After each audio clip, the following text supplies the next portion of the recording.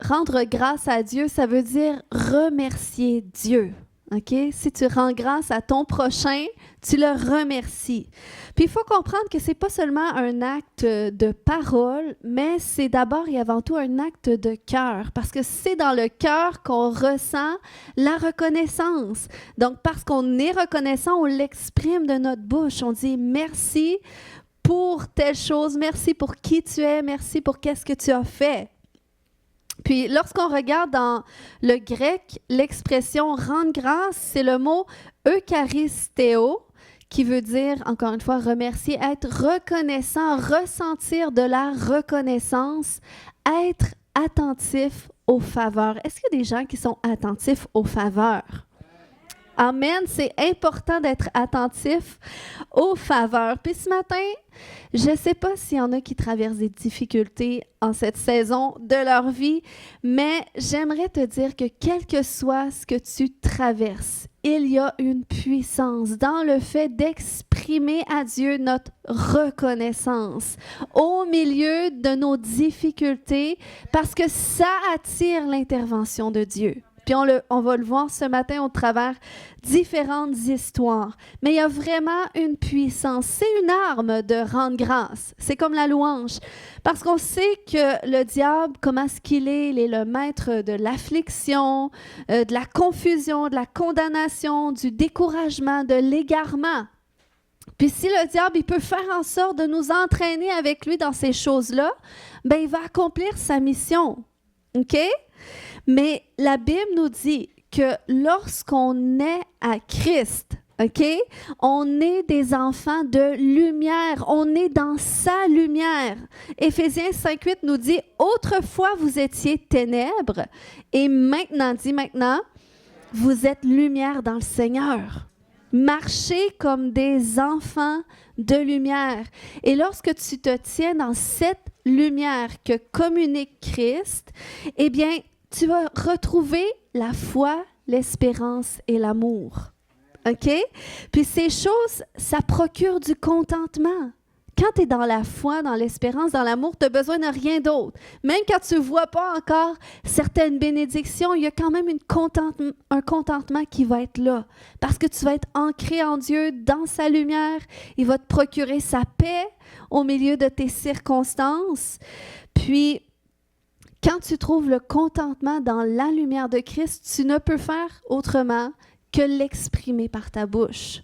Trouver une façon de rendre grâce à Dieu, te rappeler qu'est-ce qu'il a fait, puis ça va susciter en toi de la reconnaissance. C'est vrai que Dieu est bon. Là, peut-être je vis des difficultés actuellement, mais si je me rappelle de qu'est-ce que Dieu a fait dans le passé, je sais qu'il est capable. Je sais que c'est un Dieu qui est bon. Je sais que c'est un Dieu qui est fidèle. Si je lis dans sa parole, je vois que c'est un Dieu qui est capable d'intervenir au milieu des afflictions.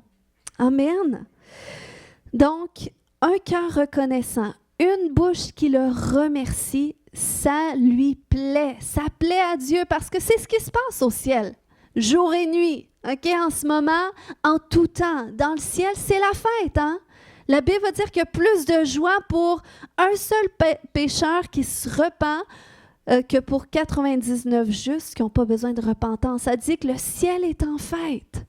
Donc, c'est la fête au ciel. Au ciel, les anges de Dieu sont en train de glorifier Dieu pour ses bienfaits, pour qui il est en tout temps.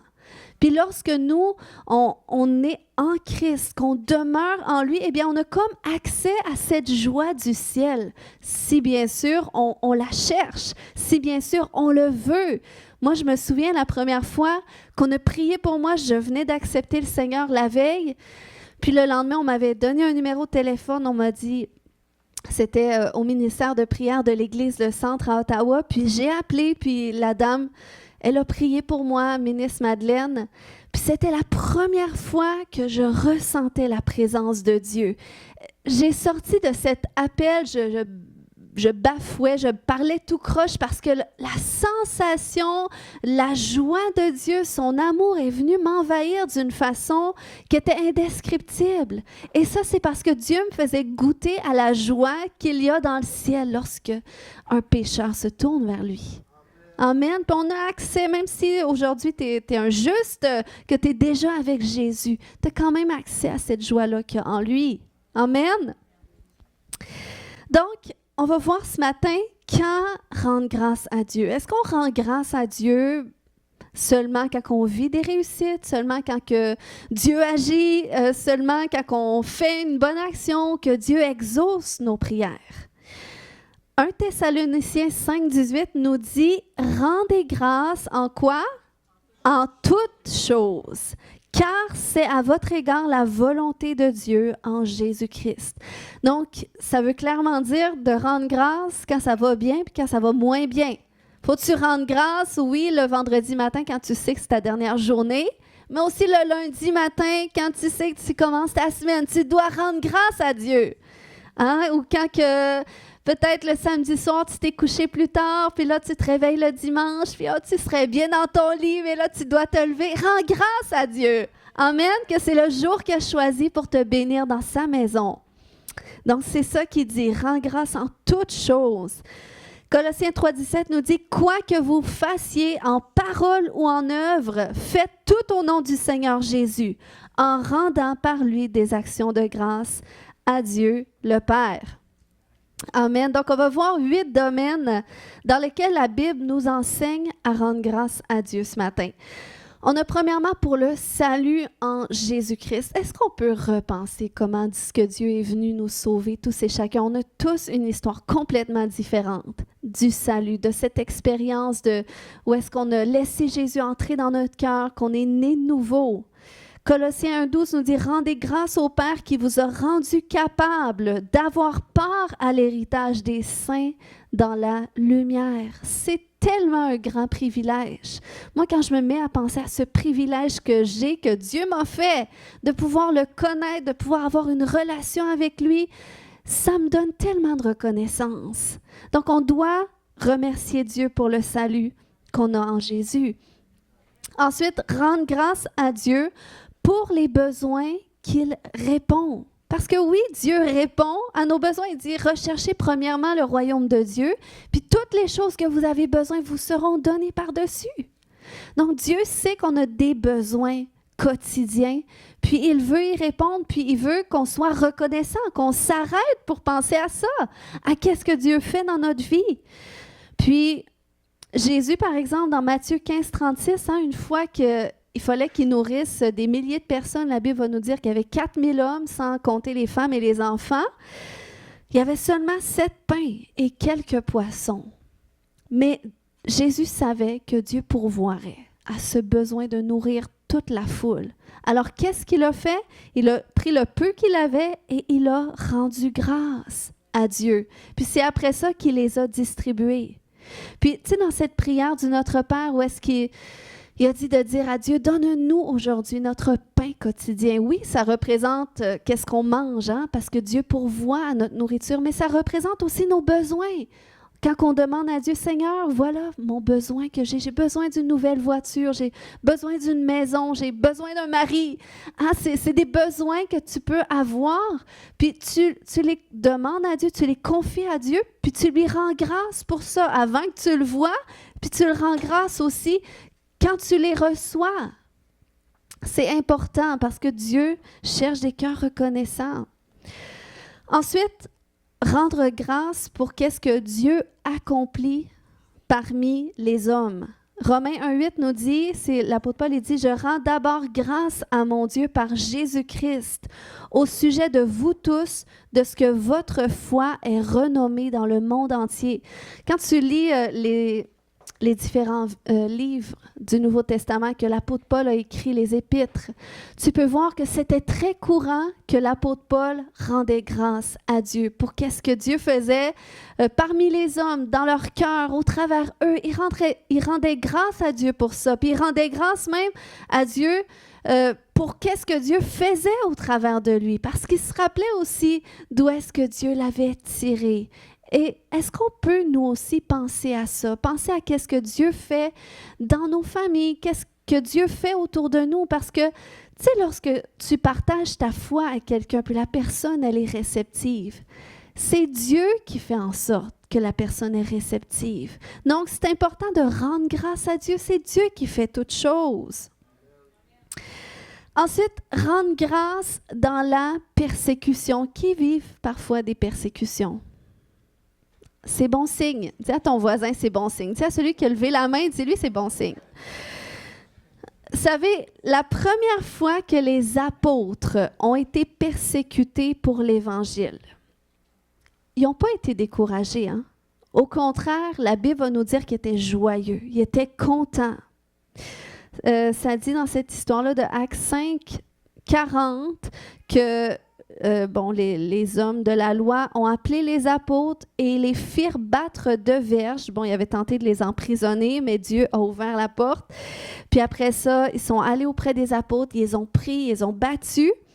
Puis là, ils leur défendirent de parler au nom de Jésus et ils les relâchèrent. Et ça dit que les apôtres se retirèrent de devant le Sanhédrin, joyeux d'avoir été jugés dignes de subir des outrages pour le nom de Jésus. Donc, ils se sont fait battre, ils ont été persécutés parce qu'ils partageaient le message de l'Évangile. Mais au lieu d'être découragés, au lieu d'avoir une mauvaise mine, au lieu de dire on devrait peut-être arrêter, non, ils se sont comptés joyeux. Parce qu'ils savaient très bien que c'était pas parce que eux ils se faisaient rejeter eux, mais c'était parce que c'était Jésus en eux qui était rejeté. Puis c'était une bonne chose parce que quand le diable il passe par les gens pour essayer de te rejeter Jésus en toi, c'est parce que tu déranges. C'est parce que le diable est intimidé par toi. Donc c'est pour ça que c'est une bonne chose. Puis nous, vous remarquerez, je ne sais pas s'il y en a qui ont vécu ça, mais c'est comme quand tu viens au Seigneur, puis tu sais, tu avais une mauvaise vie. Tu avais, je ne sais pas, tu étais peut-être quelqu'un qui était négatif, tu étais quelqu'un de dépressif, quelqu'un qui parlait tout le temps des autres, tu étais quelqu'un de colérique, tu étais quelqu'un peut-être qui vivait dans la débauche. Puis là, tu rencontres Jésus et là, tout à coup, tu es bien. Tu es en paix, tu es heureux, tu ne consommes plus, tu as une vie rangée. Et là, les gens, ils disent, coudonc, je ne te reconnais plus. Tu sais, je m'ennuie de l'ancienne version de toi. Pourtant, tu es beaucoup mieux. Tu es beaucoup mieux, mais s'ils sont dérangés, il faut que tu comprennes que le combat, ce n'est pas contre les gens. Mais c'est spirituel, c'est parce que là, le diable est dérangé. Parce qu'il a perdu du territoire avec toi. Puis là, plus que tu vas témoigner, c'est plus qu'il y a d'autres gens qui vont aussi être touchés par ta foi. Donc, c'est pour ça qu'il va faire en sorte qu'il y ait des gens qui se mettent contre toi.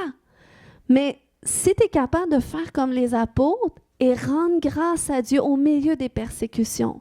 De dire, Seigneur, c'est pas facile, je me fais rejeter, je suis incompris en ce moment, mais je sais que ça arrive parce que tu fais une œuvre. Tu fais une œuvre dans ma vie qui dérange l'ennemi, puis je sais en même temps que si tu m'as sauvé, c'est parce que tu veux les sauver aussi. Fait que je te rends grâce parce que c'est toi qui règnes. Puis on doit être à cet endroit parce que Dieu le fait. Puis, je voulais justement demander à William de partager parce qu'il a vécu avec sa famille quand il s'est converti. Si tu peux raconter un peu là, l'hostilité que tu as vécue quand tu t'es converti, puis qu'est-ce qui se passe présentement? Rien que pour dire, hier, j'ai été en excursion. J'avais mal aux jambes un matin. Puis, je voulais pas venir. Ça me tentait pas de me lever. Mais quand ça nous tente pas de venir à l'église, bien souvent, c'est parce qu'on va être béni. Puis, un matin, c'est ça qui se passe. Fait que... En fait, moi, au début, quand j'ai commencé à... En fait, j'aimerais commencer par vous dire que faut pas regarder avec nos yeux. Il faut vraiment pas regarder avec nos yeux parce qu'on sait jamais ce que Dieu a pour nous. Puis, moi, au début, quand j'ai été sauvé, j'ai commencé à venir ici. Ma famille au complet, justement, comme Léane le dit, ils me reconnaissaient plus, puis ils avaient peur parce qu'ils pensaient que je m'étais rentré dans une secte ou bien dans... On s'entend-tu que... En tout cas, on n'est pas dans une secte. Puis je me souviens au début, ils ont vraiment essayé de tout faire pour me sortir d'ici. Puis, au début, je me souviens, je me disais... ma tante Hélène était avec moi, puis elle me disait, William, c'est normal, au début, ils savent pas c'est quoi, puis on va prier pour que... Puis non, j'ai même compris que pour eux autres, il n'y a rien à faire. c'est impossible qu'il se passe quelque chose. Ils sont sûrs et certains que je suis dans la mauvaise voie, puis j'avais aucun espoir que ma famille change à ce niveau-là, puis que leur cœur change. Puis petit à petit, je me suis dit, ben là, il me reste plus qu'à prier, puis j'étais vraiment tanné parce que moi, je suis le seul qui était sauvé dans ma maison. Puis nous, notre famille, on vit souvent ensemble. Fait que à côté de chez nous, c'est mon arrière-grand-mère. Puis à côté, c'est ma grand-mère. Puis tout l'été, on passe tout l'été ensemble. Fait que moi, j'ai été pris là-dedans l'été au complet avec tout du monde qui me testait. Puis en fait, c'est l'ennemi, en fait, qui servait d'eux autres pour me persécuter. Puis un coup que j'ai compris ça, j'ai commencé à pardonner ce qu'ils m'avaient dit. Puis à prier pour eux, en fait. Puis c'est là que ça a commencé ça a vraiment changé, là. En fait, là, aujourd'hui, quand ils vivent des situations, ils me demandent de prier pour eux autres. Ils reconnaissent que je vais bien à cause de Dieu, puis pas à cause que je viens à l'église, ou bien que je consomme plus d'alcool, parce que voilà peut-être 1 an et demi, un matin, je suis en train de me prendre des Tylenol, d'aller me recoucher parce que je m'étais saoulé la veille. Puis aujourd'hui, ça va faire 1 an que je bois plus, que je consomme plus. Fait que je voulais rendre grâce à Dieu à ça aussi. Puis aujourd'hui, ils le reconnaissent que c'est pas parce que j'ai été fort, que je suis meilleur que quelqu'un, que n'importe qui. C'est Dieu qui m'a délivré carrément de ça parce que c'est du jour au lendemain. J'avais plus envie de boire, j'ai plus envie de consommer. Puis aujourd'hui, je suis rempli d'amour pour les autres. Puis c'est ça, je rends gloire à Dieu pour... Fait que c'est ça, s'il y a du monde qui vit ça aussi dans leur famille, qui se demande si leurs familles vont finir par changer d'idée ou changer d'avis ou même venir à Dieu, ben je vous garantis que ma famille va être assise ici d'ici la fin de l'année, je vous le garantis. Amen. Amen! Wow! Yes! Donc, c'est ce que Dieu fait. On doit persévérer, même quand les autres proches de nous persécutent. Oui, c'est difficile, mais prions pour eux parce que Dieu veut les toucher, puis il sait comment le faire. Amen. Ensuite, rendre grâce à Dieu dans l'attente d'un miracle. Et ça, on doit apprendre à le faire, pas juste quand on vit le miracle, mais quand on est dans l'attente aussi. Lorsqu'on revient à cette histoire de Lazare, Jésus avait rendu grâce au Père avant de rappeler Lazare à la vie, avant qu'il voit Dieu opérer le miracle sous ses yeux. Il a rendu grâce, puis il a dit, « Je te rends grâce de ce que tu m'as exaucé. » Pourtant, il n'avait encore rien appelé, il avait juste dit « ôtez la pierre ». Mais il y avait cette foi et cette confiance en Dieu, aussi en connaissance de sa volonté parfaite, parce qu'il savait que c'est toujours la volonté du Père de guérir, de ressusciter les morts, de délivrer les captifs. Donc, c'est pour ça qu'il pouvait avoir cette assurance parfaite que parce qu'il va demander au Père de relever des morts Lazare, eh bien, Dieu va le faire. Donc, il a rendu grâce avant que ça se produise. Donc, c'est pour ça que même nous, lorsqu'on connaît la volonté de Dieu, dans les circonstances qu'on traverse, des fois, on peut vivre des temps difficiles, des temps où est-ce que notre mariage est éprouvé, des temps où est-ce que notre santé, elle est éprouvée, où est-ce qu'on passe même au travail, ça peut être difficile. Mais quand tu connais la volonté de Dieu, que tu prospères à tous égards, comme prospère l'état de ton âme, que tu sois en bonne santé, que tu sais pourquoi Jésus est venu, eh bien, ça va te donner la confiance que, OK, peut-être là, je ne le vois pas encore. Comme William a dit, je ne le vois pas encore de mes yeux, je ne le ressens pas, mais si je me fie à qu'est-ce que Dieu peut faire, à qu'est-ce que Dieu dit dans sa parole, eh bien, au lieu de regarder à ma circonstance, je vais regarder à Dieu, puis je vais confesser sa bonté. Je vais confesser sa grandeur au milieu de mes circonstances, sachant avec foi que Dieu va le faire. Parce que c'est ça la foi. C'est une ferme assurance des choses qu'on espère, puis une démonstration de celles qu'on ne voit pas. Donc, c'est normal que tu ne vois pas encore, parce que c'est ça la foi. C'est là qu'elle est agissante. Puis c'est pour ça même que Jésus a dit dans Marc 11, 24, « Tout ce que vous demanderez en priant, croyez que vous l'avez reçu. » Donc, vous voyez, il nous appelle à cette foi-là. Il dit, oui, vous avez des besoins, oui, vous voulez voir la main de Dieu à l'œuvre. Eh bien, quand vous voulez la voir, il dit, demandez-la en priant, puis croyez que vous l'avez reçu. Au moment que vous le demandez, vous croyez que Dieu vous le donne. Puis il a dit, ainsi, vous allez le voir s'accomplir. Donc, c'est ce qu'on doit faire. Puis comment est-ce qu'on exprime la foi, ok, comme si on avait reçu? Eh bien, c'est en élevant notre reconnaissance à Dieu.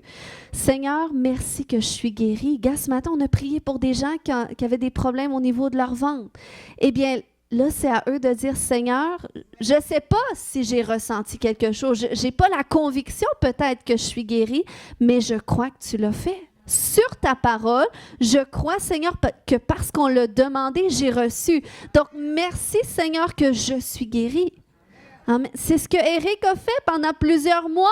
Il a déclaré, il a cru sa guérison. Elle est venue qu'à se manifester. Donc, c'est ce que Dieu fait.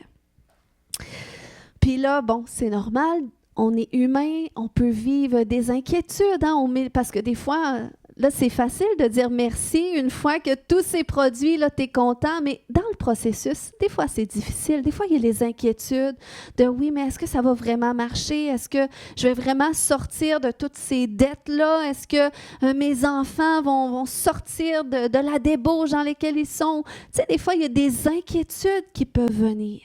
Puis là, ces inquiétudes-là, ça vient voler notre joie, ça vient voler notre reconnaissance à Dieu. Mais il y a quelque chose que la parole nous dit pour ça. Il dit dans Philippiens 4:6, ne vous inquiétez de rien. Donc, oui, vous allez pouvoir vous inquiéter, mais il dit, inquiétez-vous pas. Puis pour ne pas vous inquiéter, bien, en toute chose, faites connaître vos besoins à Dieu, par des prières, par des supplications et avec des actions de grâce. Donc, comment est-ce qu'on peut imaginer ça ce matin? Est-ce que quelqu'un veut porter ça sur son dos? Toi? Ça, c'est les situations que tu vis, OK? Ils sont dans le sac. Tu peux tourner comme ça. Comme ça? Oui. Les situations que tu vis sont là-dedans. Puis quand tu les portes sur toi, plus que tu les accumules, plus que c'est lourd. Puis des fois, il peut y avoir l'inquiétude qui est là aussi parce que là, ça, c'est des dossiers qui ne sont pas réglés, des dossiers que tu portes. Mais Jésus dit, ne vous inquiétez de rien.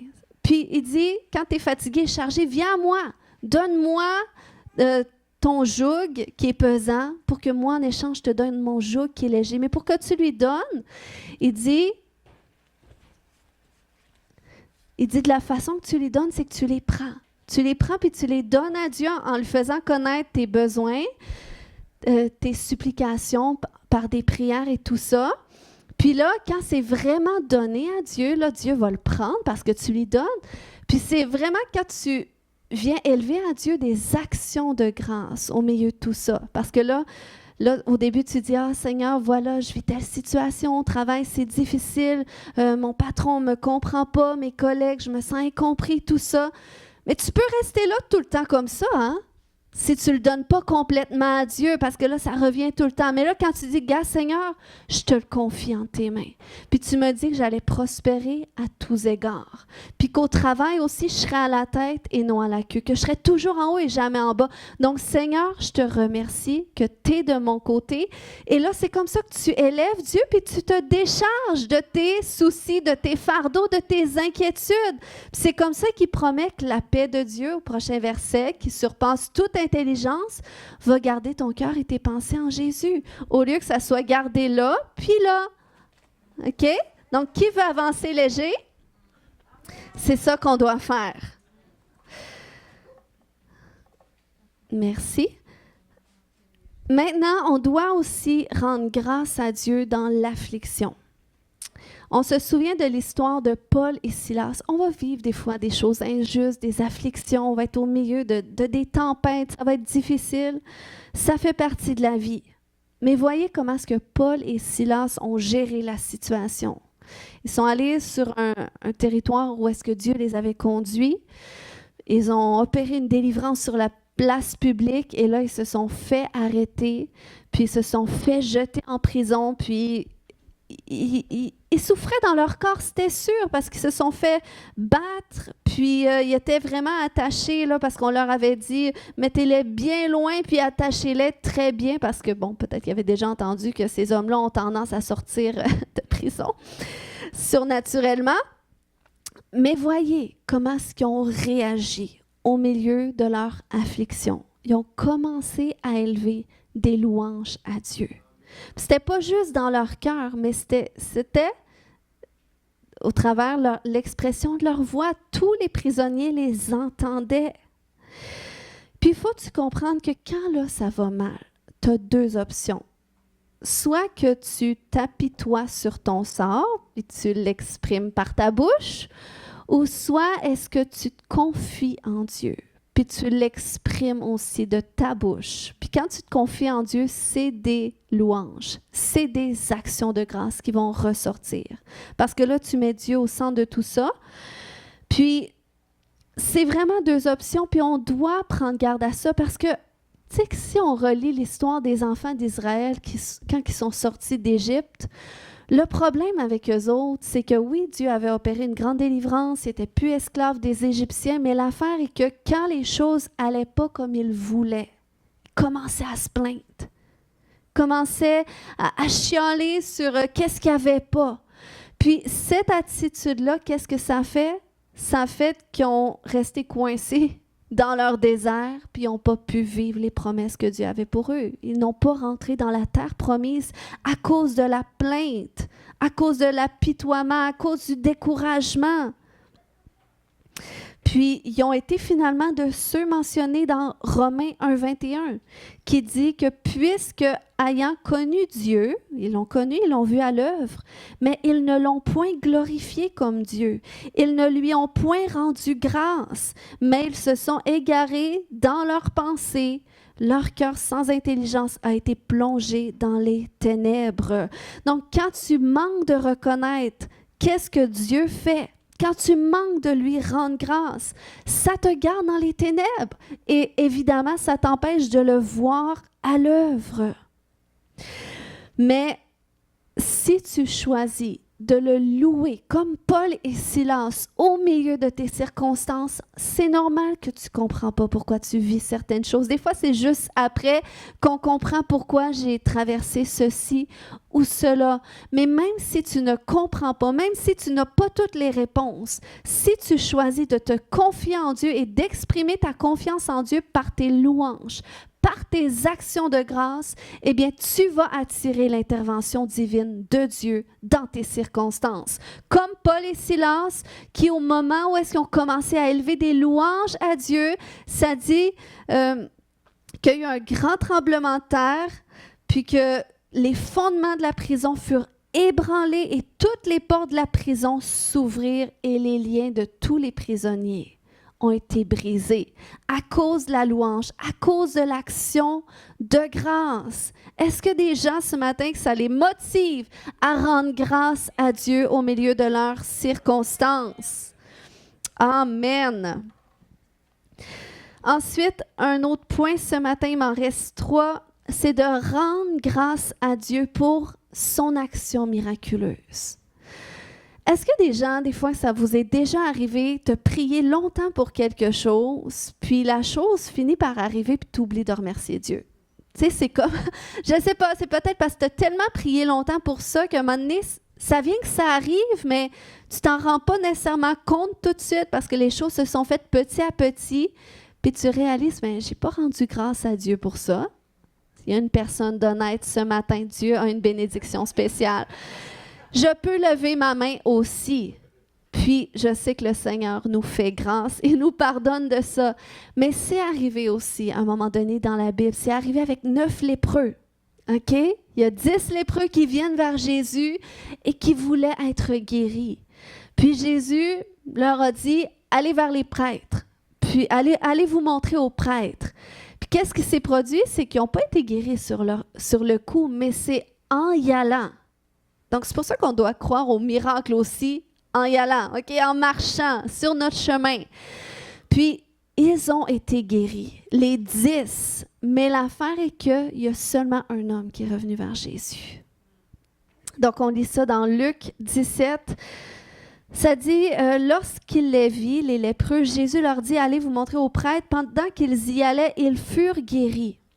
L'un d'eux, se voyant guéri, revint sur ses pas en rendant gloire à Dieu à haute voix. Il tomba le visage contre terre aux pieds de Jésus et le remercia. Ça dit, Jésus prit la parole et dit, les 10 n'ont-ils pas été guéris? Et les 9 autres, où sont-ils? Ne s'est-il pas trouvé que cet étranger pour revenir et rendre gloire à Dieu? Donc, vous voyez comment est-ce que c'est important pour Dieu, qu'on lui rende gloire lorsqu'on vit des choses, lorsqu'on vit des percées, lorsque Dieu agit dans tes circonstances, que tu élèves une action de gloire, de grâce pour ça, que tu sois reconnaissant pour sa bonté. Puis parce que cet homme a été reconnaissant, Jésus lui a dit, va, ta foi t'a sauvé. Donc, ça a été une expression de sa foi en Dieu. Puis ça l'a amené au salut. Puis ça nous enseigne aussi que Jésus ne veut pas seulement nous guérir ou nous bénir, puis après ça nous laisser aller. Mais il veut venir vraiment au cœur de notre vie, puis il veut être avec nous. Il veut nous sauver entièrement. Amen. Ensuite, un autre endroit où rendre grâce, c'est dans l'épreuve. Bon, ça peut rejoindre la persécution ou l'affliction, mais c'est quand même différent parce que, vous savez, les épreuves, c'est quelque chose de nécessaire. Dieu les permet. Okay? Les fournaises, qui connaissent les fournaises, au travers lesquelles Dieu nous envoie, elles sont nécessaires parce qu'elles servent à nous purifier, puis elles servent à bâtir notre foi sur Jésus.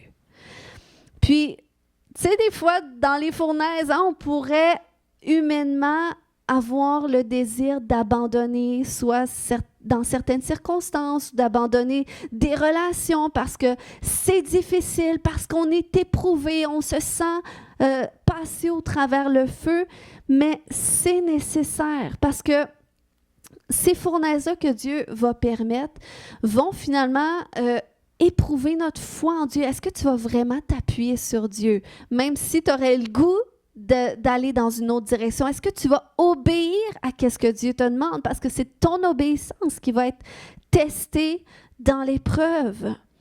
Puis moi, honnêtement, si j'ai la foi que j'ai en Jésus aujourd'hui, c'est parce que j'ai passé au travers différentes fournaises. Et je peux dire aujourd'hui merci à Dieu pour ces fournaises parce que oui, ça l'a bâti ma foi sur lui. Puis une foi qui est solide, puis aujourd'hui, je peux reconnaître encore des fois que, là, je vis des situations agaçantes. Je crois que je suis en train... Il y a une fournaise encore qui s'ouvre devant moi, puis au lieu d'y résister, je suis capable de dire, ben Seigneur, s'il y a encore des choses que tu veux faire, s'il y a encore une purification qui est nécessaire, ben fais-la. Je ne veux pas résister. Pourquoi? Parce que je ne veux pas retarder à rentrer dans qu'est-ce que tu as pour ma vie. Puis, il faut dire que Jésus aussi a passé au travers cette épreuve de vouloir abandonner. On se souvient lorsqu'il a été livré. Ça a été une rude épreuve. Parce qu'il a commencé à prier le Père, si cette coupe peut s'éloigner de moi. Il savait la coupe qu'il allait boire, cette coupe de jugement qu'il allait devoir porter sur lui, le jugement qui revenait à l'humanité, mais que Jésus a porté sur lui à la croix. C'était difficile pour lui. Puis c'est pour ça que la partie humaine de lui a été tentée d'abandonner, mais il a dit « Toutefois, non pas ce que je veux, mais ce que tu veux. » Donc, il a choisi l'obéissance à Dieu. Puis, qu'est-ce qui est intéressant de voir, c'est que le fait qu'il parle de ça comme cette coupe, okay, la coupe du jugement qu'il allait porter, mais juste avant que Jésus soit dans le jardin de Gethsémani, il a pris le dernier repas avec ses disciples. Et qu'est-ce qu'il a fait? Il a rendu grâce. Il a pris le pain, il a rendu grâce. Il a levé la coupe. Okay? Cette coupe qui représentait le sang de la nouvelle alliance, mais qui représentait aussi tout le sacrifice qu'elle allait devoir subir. Mais il a rendu grâce à Dieu. Donc, nous aussi, on doit rendre grâce au milieu de nos épreuves, au milieu de ces fournaises qu'on traverse. Puis comme ça nous permet d'accéder à la grâce de Dieu parce que oui, il y a une grâce de Dieu. On se rappelle Shadrach, Meshach et Abednego, ces 3 hommes de Dieu qu'ils ont dû passer par une fournaise ardente dans le livre de Daniel. La Bible nous démontre qu'à cause de leur foi, ils n'ont pas été consumés par cette fournaise, mais c'est tous les ennemis autour qui ont été consumés, puis ils ont été rétablis dans leur position favorable au sein du pays. Donc Dieu les a favorisés, puis en plus Dieu était avec eux au milieu de cette fournaise. Donc c'est pour ça que tu dois apprendre à rendre grâce à Dieu dans les fournaises. Des fois, tu vas rendre grâce à Dieu en pleurant. Je ne sais pas s'il y en a que ça l'est déjà arrivé, mais ça va mal, tu pleures, tu ne sais pas où est-ce que tu es, mais tu es capable de rendre grâce à Dieu quand même parce que tu sais, ce n'est pour qu'un peu de temps, puis Dieu va finir par manifester sa bonté. Amen. Finalement, rendre grâce à Dieu pour sa souveraineté. Apocalypse 11, 17, ça dit « Nous te rendons grâce, Seigneur Dieu Tout-Puissant, qui est, qui était, de ce que tu as saisi ta grande puissance et pris possession de ton règne. » Donc ça, c'est ce qu'on va voir littéralement s'opérer à la fin. Puis ça, on doit se rappeler ça, quel que soit ce qu'on entend dans les nations, quel que soit ce qui se passe dans les nations, les injustices, il faut se rappeler que le Seigneur, Dieu Tout-Puissant, c'est lui qui règne. C'est lui qui a le dernier mot, puis qui réserve un jour pour rassembler toutes les langues, toutes les nations, pour les réunir comme un seul peuple qui va élever son nom et que lui, son règne va être partout sur la terre. Donc, Dieu règne, même si on vit des choses éprouvantes. Puis, on doit louer Dieu, rendre grâce à Dieu qu'il est souverain, qu'il agit, peu importe qu'est-ce qu'on entend dans les nouvelles. Alors, en résumé, rendons grâce pour le salut en Jésus-Christ, pour les besoins que Dieu répond, pour ce que Dieu accomplit parmi les hommes, rendre grâce à Dieu dans la persécution, dans l'attente d'un miracle, dans l'affliction, pour son action miraculeuse et pour sa souveraineté. Amen. Donc, ce matin, on va prendre la Sainte Seine, si tu veux la passer, s'il te plaît. On va prendre le repas du Seigneur, puis j'aimerais qu'on rende grâce à Dieu pour un ou l'autre de ces domaines mentionnés, qu'on repense à la bonté de Dieu. Comment est-ce qu'il est merveilleux, comment est-ce qu'il fait toutes choses bonnes en son temps. La Bible nous dit que toutes choses concourent à notre bien, que Dieu fait concourir toutes choses à notre bien. Donc, quel que soit le malheur ou le mal qu'on vit pour un certain temps, Dieu a des bonnes choses. Et j'aimerais qu'on lui rende grâce pour ça.